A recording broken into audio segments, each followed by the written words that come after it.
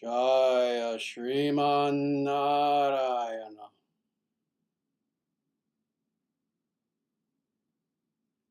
Jaya Bhagavan Shri Krishna.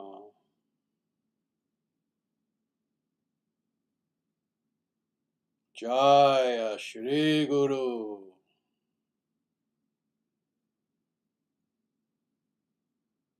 Sanatana Dharma Jayate.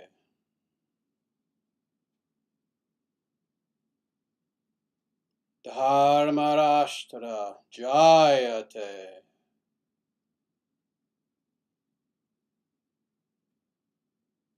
Suryavansha Jayate.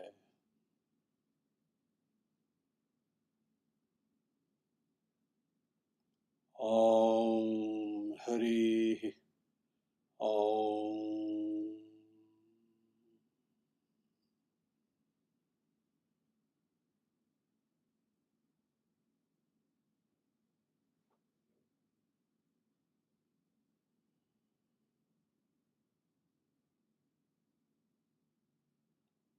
Namaste, everyone. Thank you so much for being here today for this very special live stream. As people know, I and the International Sanatana Dharma Society present this live stream to you every week. And usually what we do is that I will comment on one or several verses from the Vedic scriptures very specifically. Or else we'll do other interesting things as well. Sometimes it will actually be a meditation, mantra recitation for an hour, etc. But once in a while, we have the opportunity of doing what we are going to be doing this evening. And that is a virtual book release celebration. As people know, I have, approximately, I lose count now, 10 or 11 books that I've published through the International Sanatana Dharma Society. The last one that we did was the Introduction to Sanatana Dharma. And that came out sometime last year, and that was this book here, the Introduction to Sanatana Dharma. As people know, this book did extremely well when it came out. Indeed, it ended up selling more than all of our other books combined. Well, in addition to this, now I'm very happy to say that our latest book is now available. And that book is Principles of Perfect Leadership.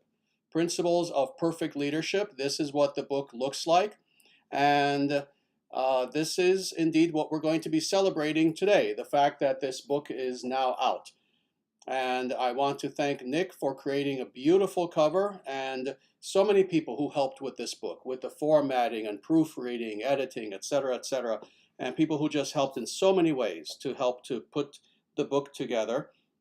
And for the duration of what we're going to be doing today, we're going to be focusing on this book, why it's an important book, what is the book about, etc. I will also be doing multiple readings from the book so that you'll have a little bit of a taste of exactly what this book is. Before we dive into any readings, however, let me just talk about the book a little bit and how the book came about. Again, you'll see that the title is Principles of Perfect Leadership. And as people know, this is one of many things that I'm known for, and that is talking about leadership again and again and again in so many videos, in so many live streams, throughout my books, etc. And very often, sadly, being forced to bemoan the fact that indeed in recent generations, we have been deprived, for the most part, deprived of good leaders. Now, of course, there have always been exceptions. There have been exceptions for the last several generations, but those exceptions have become very difficult to find in the last several generations as opposed to the further off past. Whereas in the further off past, we had many real leaders of society and in every field, in politics, in religion, in culture, economics, literally in every single field, we had good leaders at one time. But now for the last few generations, what we have seen, and I'm not the only person to see this, indeed, this is why I speak about this so much. Everyone has seen this. We have been deprived of good leaders. And what is meant by a good leader? Just in a very quick summation. someone who is honest, someone who is not corrupt, someone who states the truth. Yes, maybe diplomatically and intelligently so, but they state the truth of the situation. Individuals who themselves are ethical, in other words, they're not going to steal from anyone, they're not going to do anything immoral. Individuals who themselves are intelligent, in other words, they're not just well-coiffed puppets who are put up before the camera, but they themselves, if you were to have an actual conversation with them, you would then see just how stupid these people are. No, people with actual intelligence, people who have a fearlessness to them that is beyond fearless, such that they traverse this earth in such a manner that all that matters to them is their vision, and nothing will serve as an obstacle in their way. Nothing will scare them. They have a courageousness and a quiet courageousness, the likes of which is so inspiring that millions will follow them. Where do we find such people today? Where do we find such people today? In our local or national politicians? Absolutely not. We all know that is the case. Indeed, it's to the point where if someone were to believe that our politicians are what I just described, the bulk of us, 98% of us, would know there's probably something wrong with that person. We know that we have been deprived of the kinds of leaders I just described. Well, while this all sounds very unfortunate and negative, this is why I wrote the book, is because now, finally, we do indeed have such individuals who are arising. We do finally have individuals who are coming to the fore, who are everything that I just described, who are courageous, who are honest, etc., who are extremely intelligent individuals, who truly lead on behalf of the people, who don't just say that, which every single leader, bar none, says, regardless of whether they're real or not. Every person who poses themselves as a leader, they all say they are fighting on behalf of the people. Every demagogue says that. But no, we now have individuals who truly are standing up courageously for their people, and more. And I've talked about this, but only as much as I can publicly. The International Sanatana Dharma Society, and especially in recent years, meaning the last 7, 8 years, 9 years maybe, has been devoted, among other things, to precisely helping to cultivate precisely the sorts of individuals who I have just spoken about, who are true leaders, who are indeed, and we don't shy away from this. Again, the name of this book, Principles of Okay Leadership, Pretty All Right Leadership, Good Leadership? No, perfect leadership.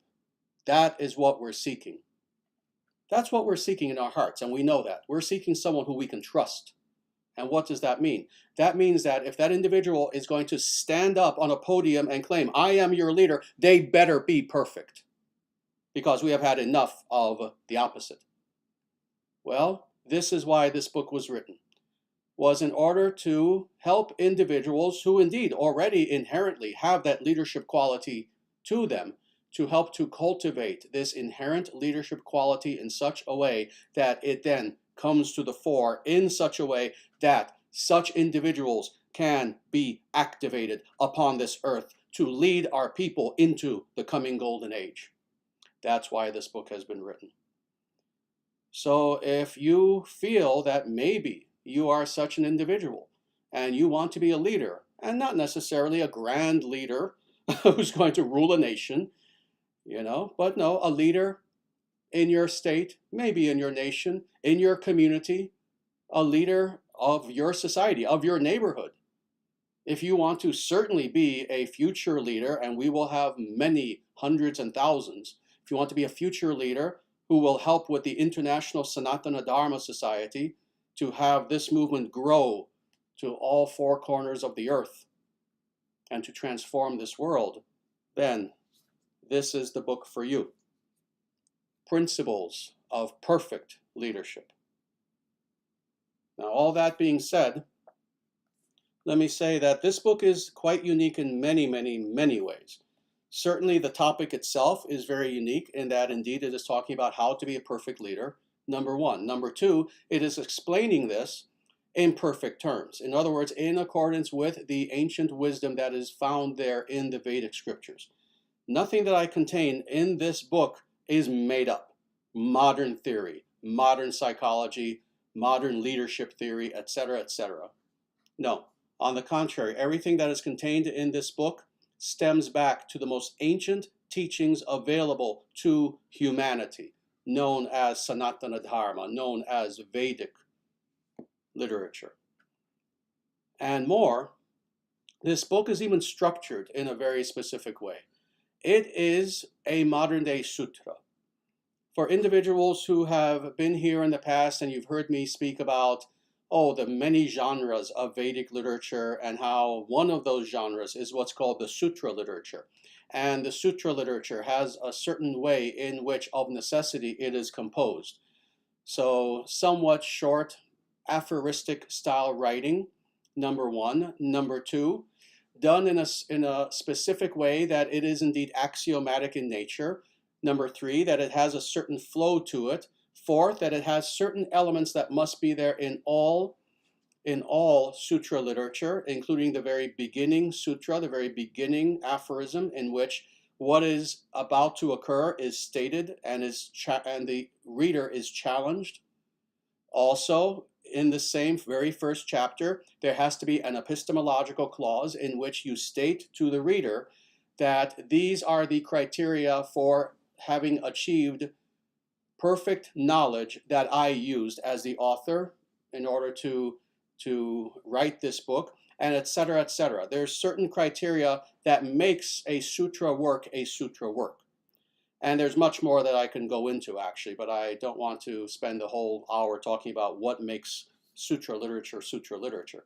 Let me just say that this work, though in English, not in Sanskrit, is a sutra work in every single way imaginable. So thus, again, making this book very unique among all world literature that is available today. Now, all that being said, let me read a little bit from the book. And this hopefully will be fun and interesting for people. You'll get a little bit of a taste of what the book is about. And of course, I won't be reading the whole book, but I'll be reading maybe not even 1% of the entirety of the book to you, something like that. But we will begin with the actual introduction to the book, because the introduction, even more so than I have extemporaneously now, the introduction will actually explain even more the importance of this book. So with that, I'm going to quickly read. It's not very long. It's just a few short pages, actually.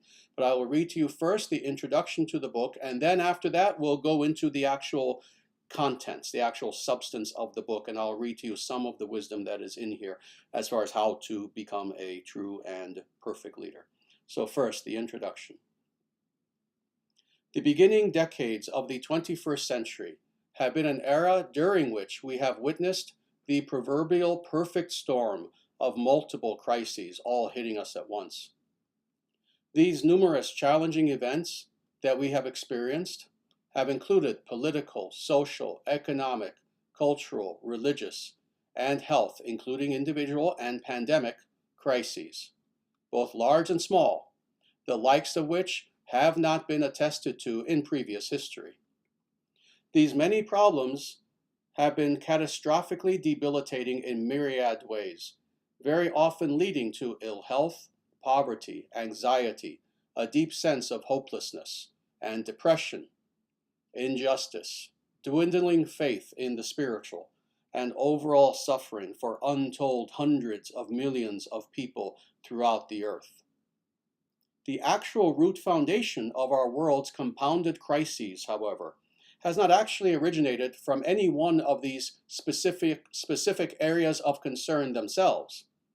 Rather, the very root of the many peripheral problems of our era have arisen solely and directly from a severe crisis of leadership. We have been lacking true leaders for several generations now. When there is a severe vacuum in good leadership, fraudulent and corrupt so-called leaders will swiftly maneuver themselves to fill that vacuum. With such parasitic individuals temporarily occupying the seats of true leaders, positive and beneficial change in society then becomes an impossibility. This is the case because meaningful and fundamental change in society tends to take place from the top and not from the bottom echelons of society. Meaningful societal change is very rarely, if ever, significantly addressed or affected from the bottom up. Qualitative change for the better rarely comes from the high-pitched, angry voices of the general masses. Rather, meaningful change has always occurred from the top down, from the level of true and able leadership. One good and highly qualified leader has the ability to radically change the world for the better, much more so than even a million ordinary folk. It is true leaders who have the ability to change the course of world history. Unfortunately, we are currently experiencing a crisis of leadership the likes of which has never been experienced in modern human history. This present crisis of leadership stems back to at least the ending of the Second World War, if not arguably even a bit earlier. Truly authentic leaders are more difficult to recognize and find today than at any other time in recent human history. When we examine the current crop of political, religious, academic, or cultural leaders, more often than not, what we witness is rampant corruption, mediocrity, self-service, and outright stupidity in most of modern pretenders to leadership, rather than leaders who are truly qualified and possessed of a good heart. Most of our so-called leaders today are more akin to grifters than great men. Over the last several generations, we have been given many reasons to lose faith completely in the vast majority of our existing leaders, whether it is fraudulent spiritual teachers and religious leaders grifting their way to wealth and fame at the expense of their congregations, or duplicitous political leaders reveling in the criminal gains of their own unbridled corruption and hunger for power at the direct expense of their untrusting constituents, or deceitful mainstream news anchors, news producers, and journalistic kingpins purposefully forcing propaganda upon their innocent viewers and readers, or debauched and narcissistic celebrities within the entertainment industry killing our culture one woke movie or politically correct TV show at a time. The people have now grown beyond weary of being lied to and being purposefully led down the wrong paths by fake leaders. The people are crying out for true leaders to arise once again. Where have all our true and legitimate leaders gone is the collective, exasperated question that we now hear from so many suffering and dejected people today. We have been severely lacking the stabilizing, guiding, and reassuring presence of strong, honest, and authentic leaders that so many previous generations seemingly took for granted. Even though it may sometimes seem as if we should just give up on the very idea of ever again witnessing true leaders arise amongst us. However, true leaders are destined to arise again. Despite the severe lack of many true leaders today, there have been a small handful of leaders who have arisen in the last decade who are actually authentic, highly capable, and who possess deep integrity. There are now a growing number of leaders who sincerely care for the well-being of the people they represent and who are leading with honor. Even with the present arising of true leadership, however, the question still remains of how we are to be equipped with the ability to tell the difference between true versus untrue leaders. The purpose of Principles of Perfect Leadership is precisely to explain in unambiguous and authoritative detail what a true leader is and what a true leader is not. The criteria that are used to gauge whether or not a person is a true leader are several. These include, first and foremost, the teachings on leadership and many examples of incomparable leaders that are contained in the Vedic literature, the most ancient body of literature known to humanity and the scriptural source of the tradition of Sanatana Dharma. Another measure that is used to determine what is a true leader are the examples of such leaders throughout history, as well as the writings of the classical philosophers upon the subject of leadership. The final criteria consists of my own decades of experience in having personally trained many hundreds of my students to fulfill the role of leaders in the service of God and the world. As the number of such true leaders continues to rise, we must all extend our own personal support to them. We need to support Dharma by actively encouraging those authentic leaders of the Vedic community and of our nations generally, who are themselves supporting Dharma. The support of such leaders needs to be practical and immediate. Very good. I'm going to stop there because this gives you an idea of what the introduction, the very introduction itself to this book is like. Again, this is not a light book for light reading. This is indeed a book for individuals who aspire to be leaders of their people. Now, with that all being said, I want to dive into some of the actual contents of the book itself and look a little bit at some of these aphorisms, of which there are many.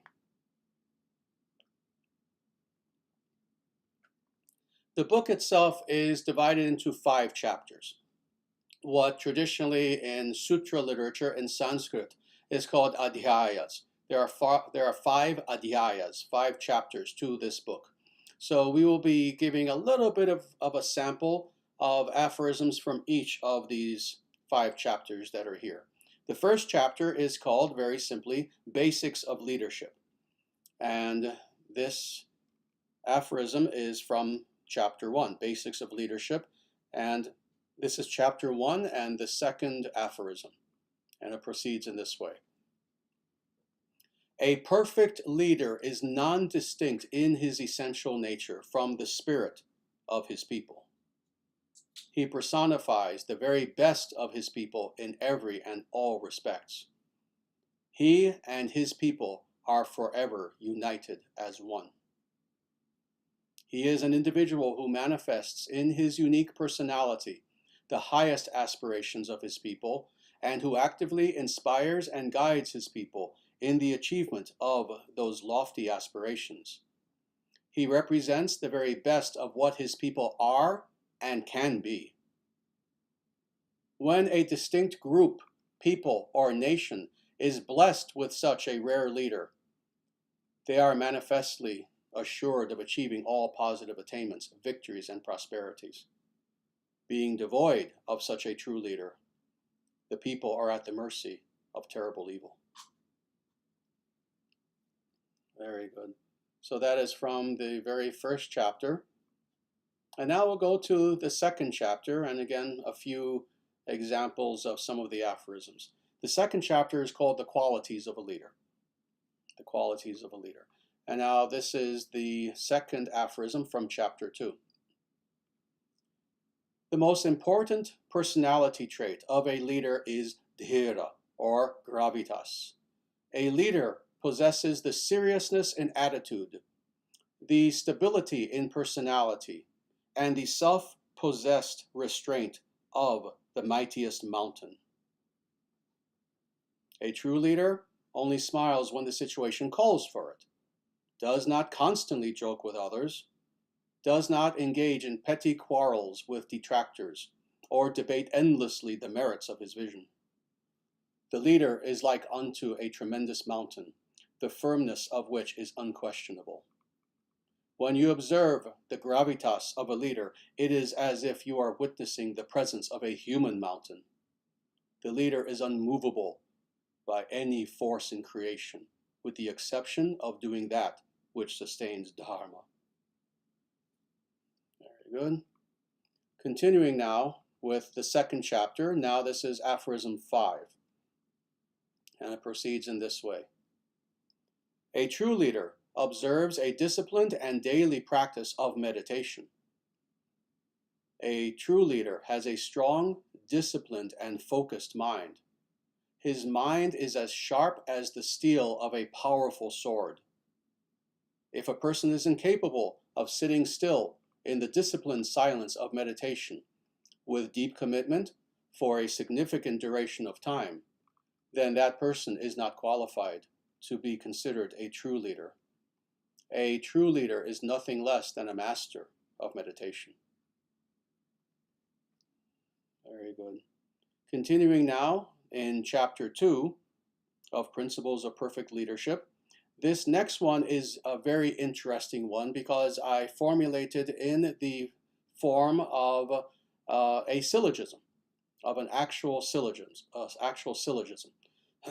So thus there are 3 parts to it, leading to the actual conclusion.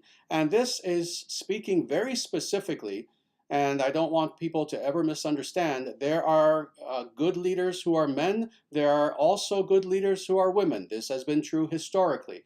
But I decided to write this very specifically to address men who think that they're manly and yet they do not meditate. So the syllogism proceeds in this way. 1. What it means to be a fully true man is to fully know your true self. Let me repeat that. 1.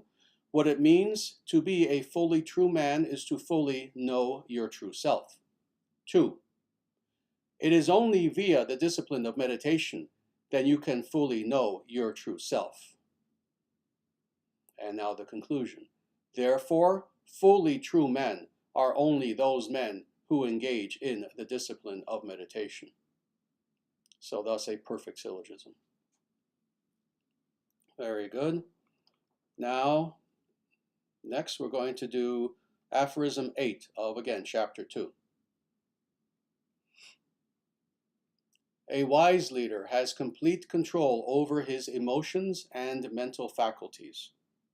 He never allows those around him to know his inner emotional or mental state.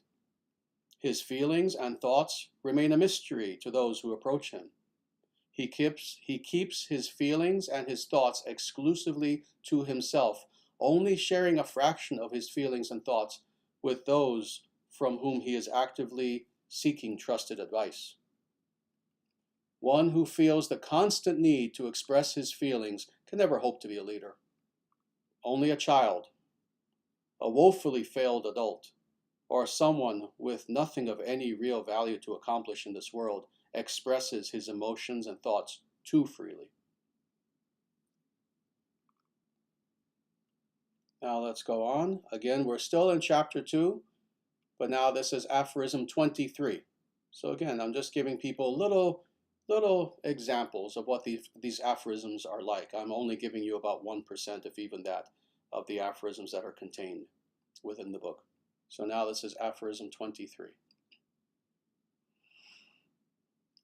Never make the mistake of viewing the sworn enemies of the good, those who are responsible for creating large-scale evil in this world, as being omnipotent in their abilities. The purveyors of evil are neither omnipotent nor invincible. To falsely see them as such only psychologically debilitates those who are leaders and fighters for good. Such a mistaken view only serves to drain the good of their energy and hope. Rather, take strength in knowing that the overseers of evil in our world are ultimately impotent and defenseless against the power of God and God's people. No matter how powerful the forces of evil may appear, they can be and will be defeated. Evil is never omnipotent. The only being who is omnipotent is God.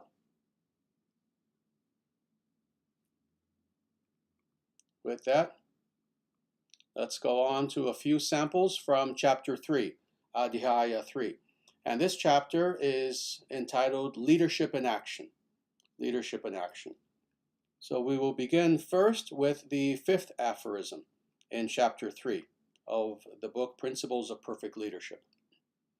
And it proceeds in this way. Meritocratic hierarchy is a direct, unalterable, and perfect expression of nature herself.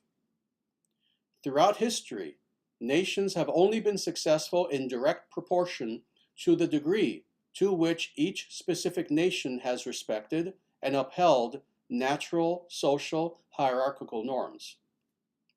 Those nations that respected social hierarchical norms with the greatest firmness have enjoyed the paramount degree of success on every level: cultural, economic, literary, intellectual, and spiritual. Those nations, on the other hand, who have misunderstood, disrespected, and rejected natural hierarchical norms within their societies have suffered the worst degree of ruination on every level. Such societies inevitably experience such debilitating states as degeneration, corruption, depression and anxiety among the population, a thoughtless rejection of true and tested traditional values, and the eventual fall of the nation itself at the hands of alien invaders. A true leader thus ensures that his nation upholds the greatest respect for natural meritocratic hierarchy. Very good. Now, still in chapter 3, we're going to now read aphorism 26.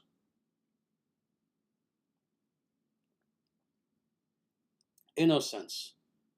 Innocence is one of the most important human qualities that society requires in order to remain truly civilized. Innocence is sacred. Innocence must be cherished and preserved with as much vigilance as would be given to the safety of the nation's wealth, the nation's leader, or the nation's borders. The leader is the protector of innocence, as are all righteous warriors. Wherever he encounters an innocent person, especially innocent women and children, he spares no personal expense in protecting such exemplary people against evil and exploitation, even to the point of sacrificing his own life if necessary. In giving his life in the defense of innocence, the virtuous leader assures his place in the heavens. Additionally, those evil individuals who are responsible for harming or exploiting the innocent must be afforded zero mercy and must be punished to the maximal degree. Very good. Now we go on to chapter 4, which is titled Psychophysical Classes. And I have only one representative aphorism from here. It's actually a pretty big chapter, but I decided to just have one representative aphorism from chapter 4, and it proceeds in this way. To those accustomed to mediocrity, the ideal of excellence feels like oppression. With that, let's now go on to Adhyaya 5, chapter 5, which is titled The Ultimate Leader, Paramanayaka, the Ultimate Leader. And we will begin with the very first of the aphorisms in chapter 5. The ultimate leader, Paramanayaka, is uniquely situated above all other leaders because of two factors. A, his essence is non-different from his people and from his given mission. And B, because his essence is wholly incorruptible. Thus, in both of these factors, it is the essential nature of the ultimate leader that sets him apart from others. The ultimate leader is possessed of these two qualities precisely because his vision of reality is free from all illusion and self-interest. Thus, he is someone who stands outside of the normative perceptions and motivations displayed by the vast majority of people. And that aphorism ends there. Now we go on to chapter 5 and aphorism 12. The more noble, virtuous, inherently intelligent, i.e., in possession of a high IQ, and thus qualitatively superior any given population is, the less intrusive, burdensome, and heavy-handed government needs to be towards such citizens. Indeed, in a purely dharmic society, there would barely be the need for any government at all. When, on the other hand, the population is dominated by qualitatively inferior persons, the governing structure tends to be predominantly large, bureaucratic, socialistic, and thus hopelessly corrupt. It is for this reason that traditionally dharmic societies are ruled by governments that are nearly imperceptible and unobtrusive in their operation. Modern multicultural nation states, on the other hand, lean toward overly intrusive totalitarian government. The leader of a noble society should work toward creating a government that is nearly invisible to the people.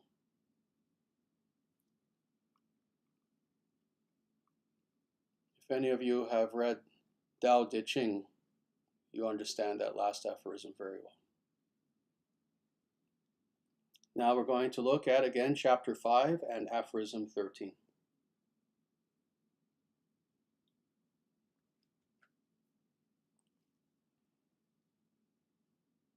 The paramount goal of the ultimate leader is to save the world through the instantiation of Dharma in every echelon of society. He wishes to transform the world fundamentally and for the better, down to even every single blade of grass. There is no force in all of creation, aside from his own death, that will deter the ultimate leader from achieving his goal of saving the world.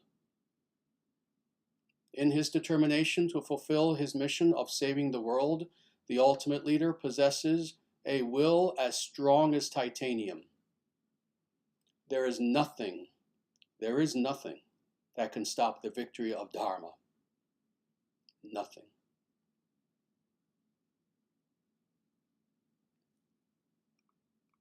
And thus ends our examples of some aphorisms from this book, Principles of Perfect Leadership. And indeed, again, this was scarcely even 1% of the aphorisms that are in this book. They're all like that. I can't even claim that the ones I read to you were the best, because it was actually very difficult to even choose which ones to read to you, because again, they're all similar to this, and there are many, many, many, many of them.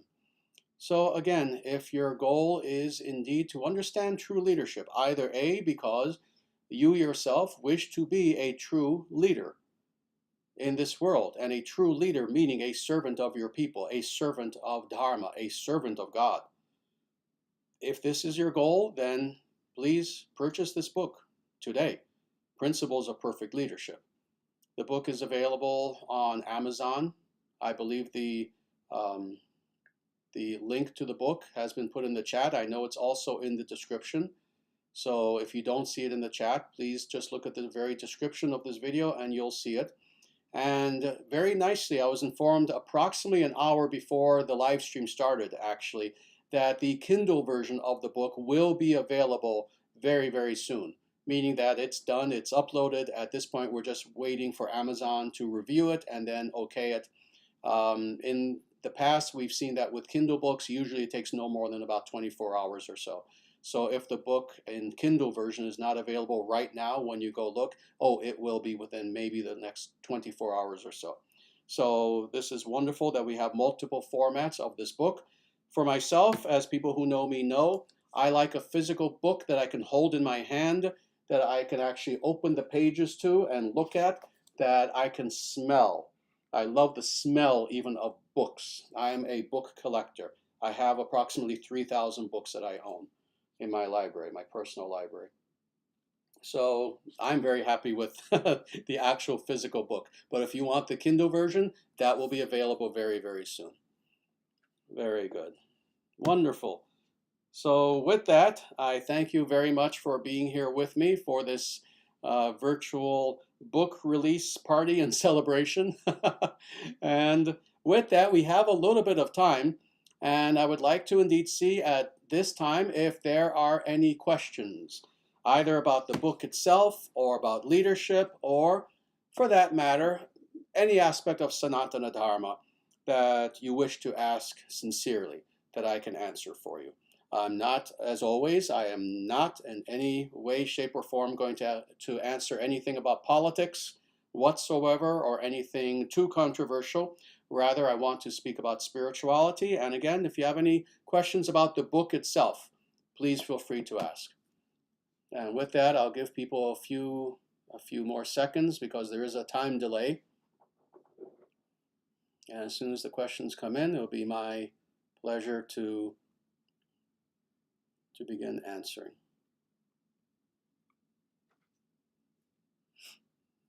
Very good. I see a question here asking about what is a good version of the Tao Te Ching. I have several versions. I'm not an expert per se on translations of the Tao Te Ching. I would say basically do your own research and see what is a good translation. I've read maybe 6, 7 translations.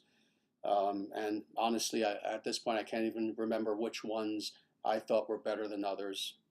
Ask me about Bhagavad Gita translations of that, and then I'll get back to you. But yes, just do your own research on that. Tao Te Ching is wonderful. For those who don't know, I personally consider the Tao Te Ching to be a truly excellent work on understanding precisely what is meant by Dharma, or natural law. For people who don't know this, I've written about this, I've spoken about this. The very Chinese word Tao itself is Chinese for Dharma. So the Tao Te Ching is a work on Dharma. Very good.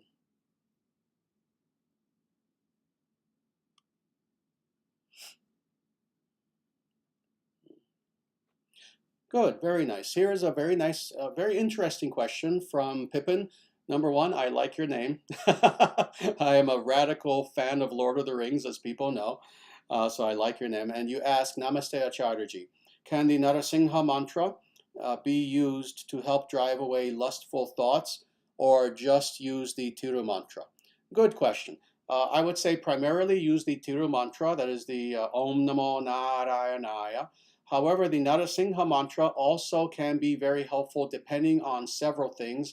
That is the origination of these lustful thoughts, and several other factors that I don't want to go into. But let me just say Narasingha mantra would be good as well. Either would be good, but primarily the Turu mantra, the Narayana mantra, would be very good as well. And then, I could talk very deeply as well as far as how to get rid of lustful thoughts, etc. But I don't want to go too deeply into that with this live stream. But yes, meditate on the names of God.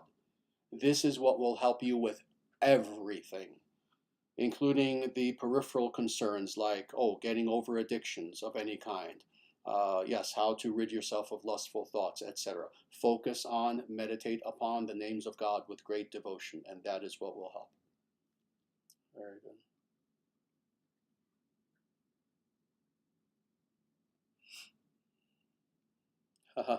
Very nice. Here's a very nice question from Rose DeWitt Bukater, and I'm sorry if I mispronounced your name.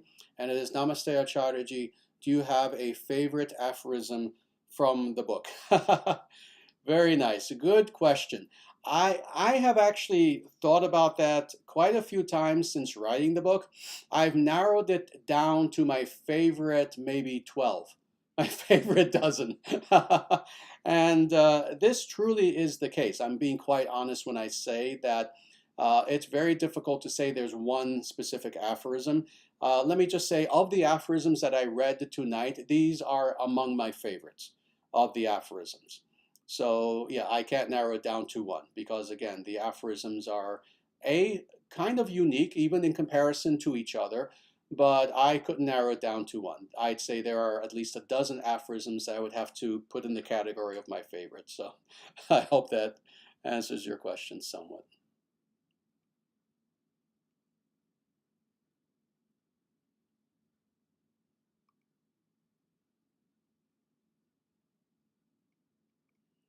Very good.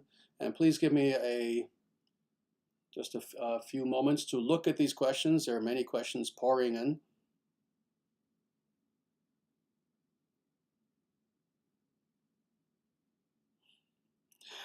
Very good. Here's a very interesting question, a very important question, actually.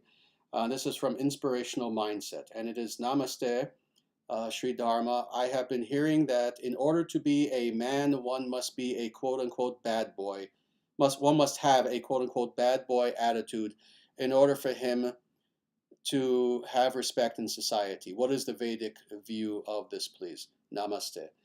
Let me say this is an excellent and important question, actually. For people who know, I speak about many topics from the most ancient Vedic perspective imaginable, but B, contemporary topics. And this is something that I'm known for. And one of hundreds of contemporary topics that I speak about is indeed what it means to be a true man.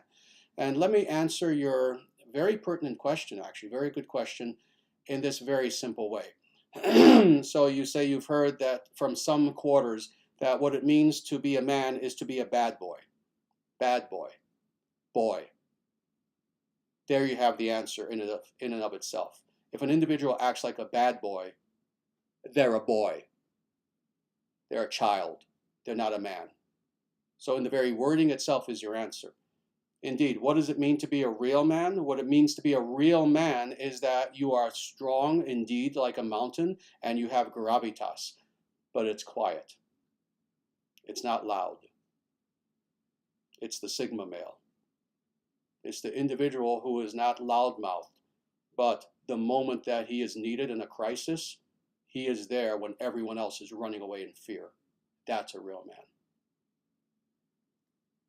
So I hope that answers the question.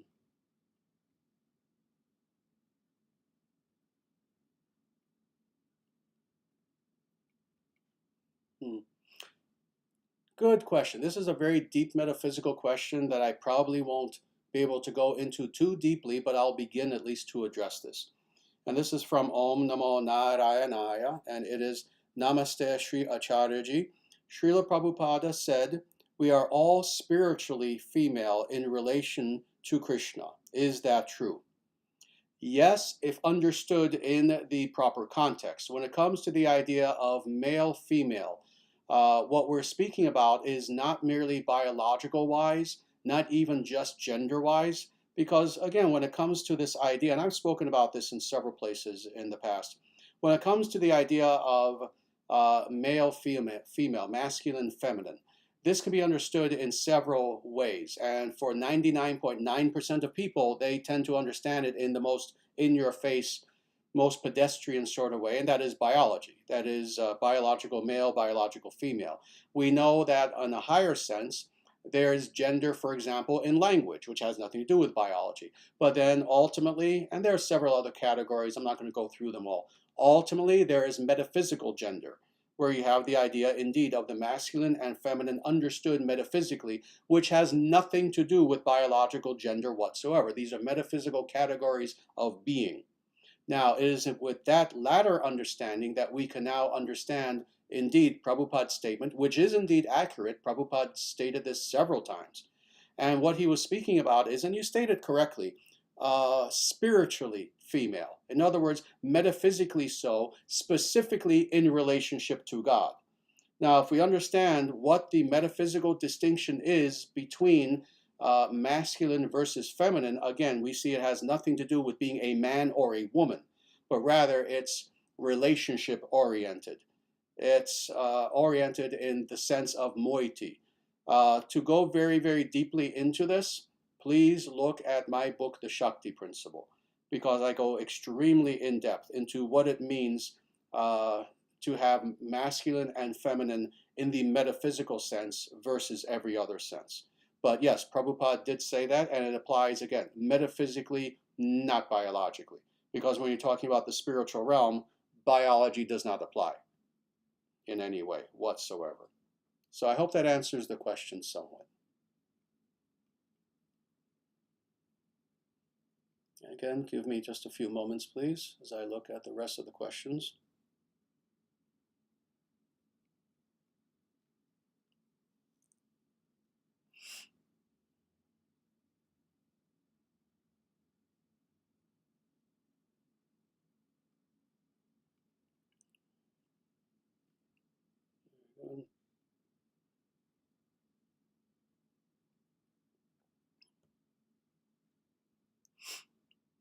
Good. Here's another good question from Rose, and it's really in two parts.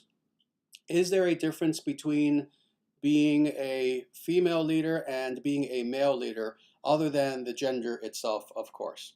Certainly, there are some peripheral differences that are obvious as far as behavior, etc. But the truth of the matter is, historically, we have seen in many cultures, including, forget about recent cultures, they don't really matter.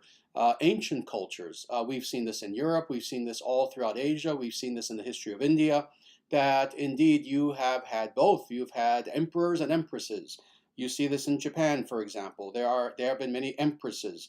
I like reading about Japanese history. There have been empresses there. There have been empresses throughout Asia. There have been empresses and queens who were very, not just powerful, but who quite literally ruled their nation in India, for example.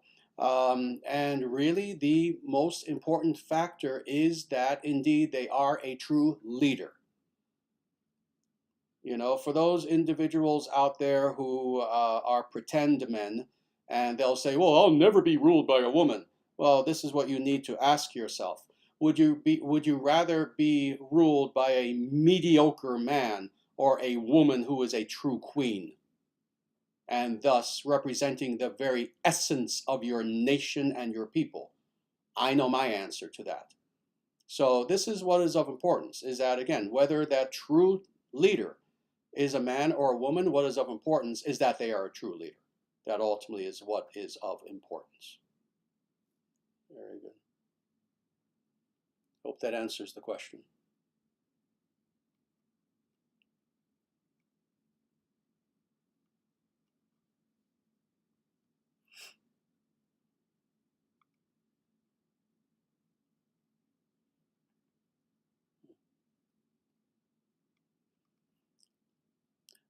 Very nice, very good. Here is a very interesting comment, and I assume this is in response to what we were talking about earlier about the idea of the metaphysical division of gender, of masculine versus feminine. And this is from Evan. He makes a comment here from a Christian perspective, and he says it's like Christ as the bridegroom.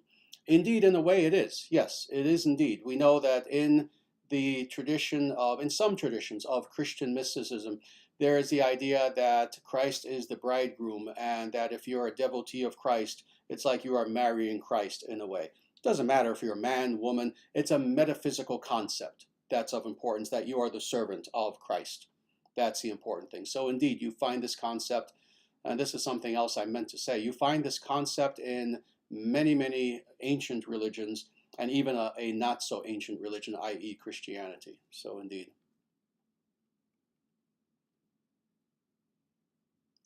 Very nice. Here's a nice comment, and this is from Berserker.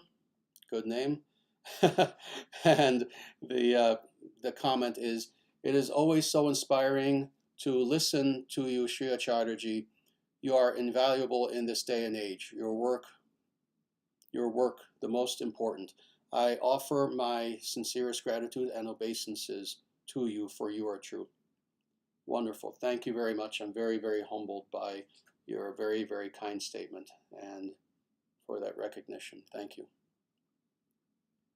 Very good. Wonderful. Well, we may stop here for now, actually, because this has never happened in the live stream, but we have actually run out of actual questions thus far. We do have other comments, etc. Very good.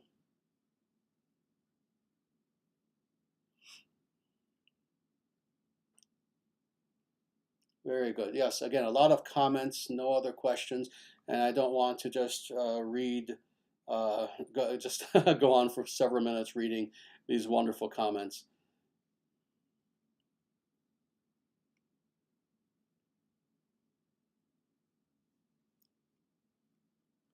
Let's see. Please give me one moment. Actually, I think I do see a question here, and we have a few minutes, but then I do want to save a little bit of time to just kind of wrap up talking about the book a little bit.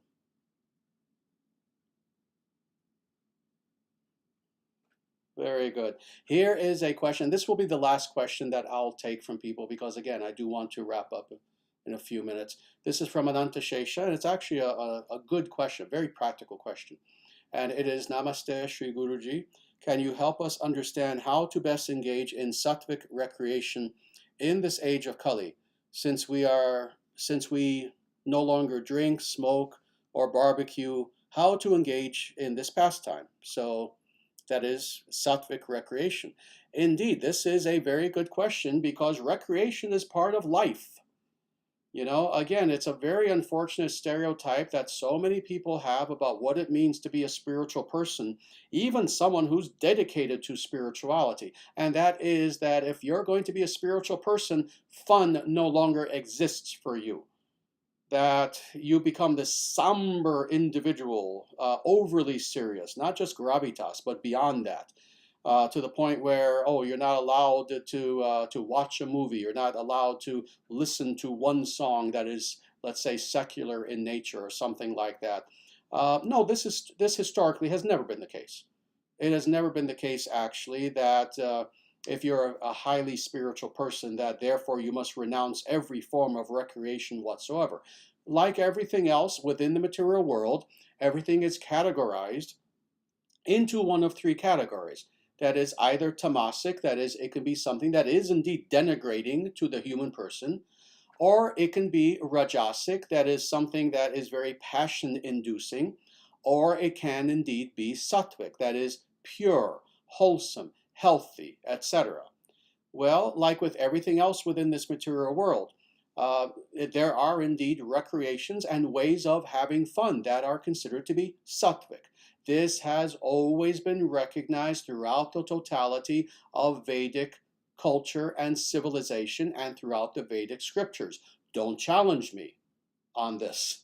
I'll show you hundreds of not just verses, but entire passages, entire leelas, which means what? Play, to play.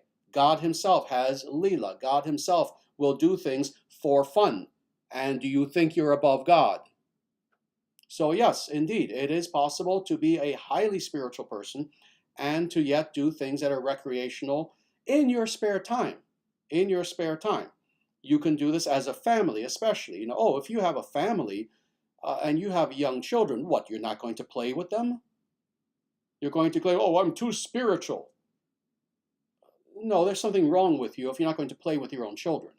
Of course, there is room for recreation in family life, in Vedic life. So all that being said, indeed, it is perfectly fine to watch movies. Try to watch sattvic movies. That is, movies that are inspirational, or movies that have an important underlying message that's there, or movies that they may be fictional, but they're going to teach you something. They're going to teach you some important lessons about the world, about history, etc., etc. The same thing with music. You know, throughout history, people have enjoyed music, and more especially poetry. Look for that music, the lyrics of which are like poetry, and again, that are inspiring, that are rich, that are unique, that are interesting, that will elevate you, etc. And I can go on and on and on.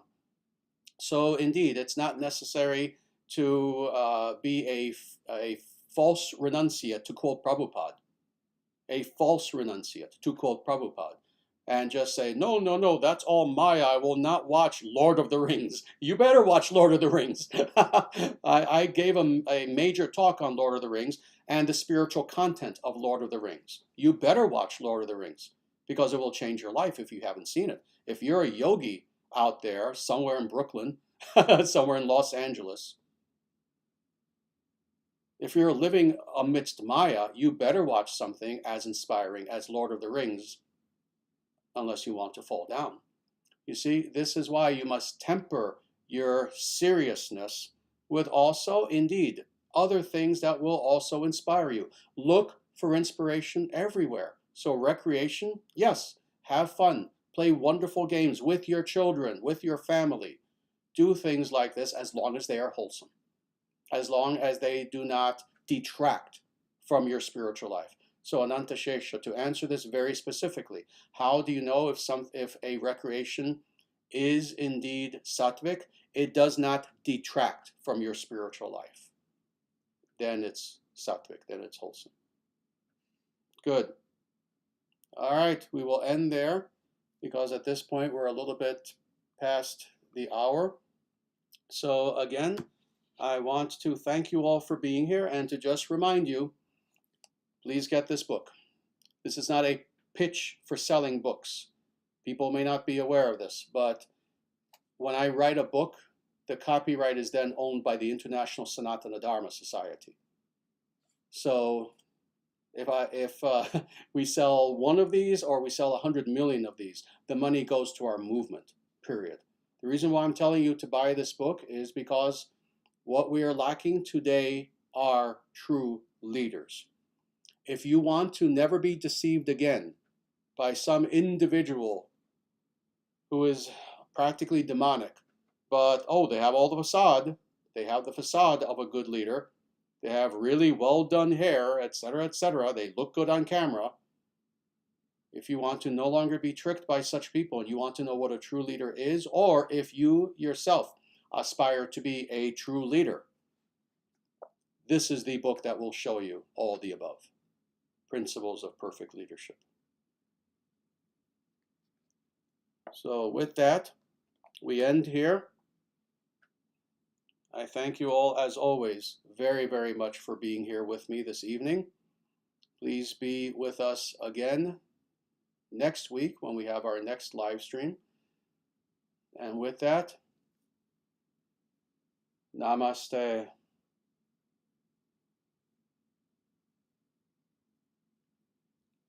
Jaya Shriman Narayana.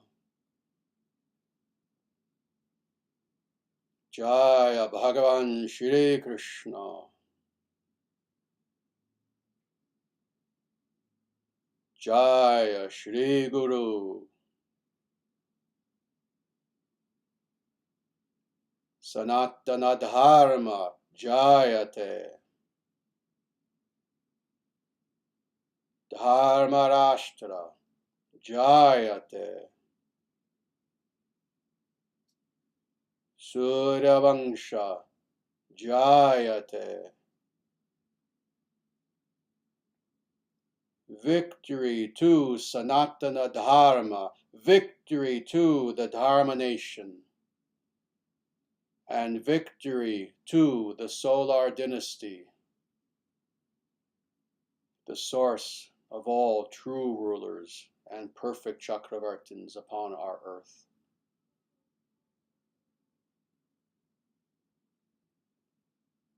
Evam Bhavatu. May it be so.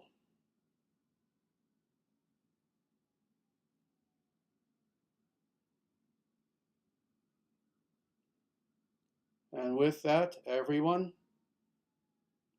until the next time that we get together, I ask you all to please, in every way, take very good care of yourselves.